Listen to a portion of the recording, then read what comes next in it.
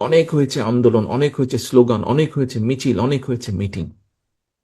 এবার আসুন আমরা কম্পিটিশন করি দেশের মানুষের যে মৌলিক সমস্যাগুলো আছে, যা প্রতিদিন আমাকে, আপনাকে, প্রত্যেকটা মানুষকে যা ছুঁয়ে যায় জীবন যুদ্ধে বেঁচে থাকার জন্য, সেই সমস্যাগুলো কতটুকু, একটু একটু করে কতটুকু আমরা কমিয়ে আনতে পারি, একটু একটু করে কতটুকু আমরা মানুষকে স্বস্তি দিতে পারি।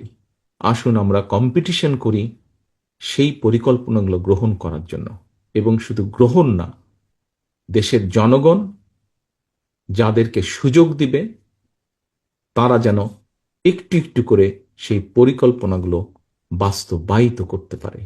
এই হোক আমাদের আগামী দিনের রাজনীতি, এই হোক আমাদের আগামী দিনের বাংলাদেশ এবং বাংলাদেশের মানুষের জন্য রাজনীতি।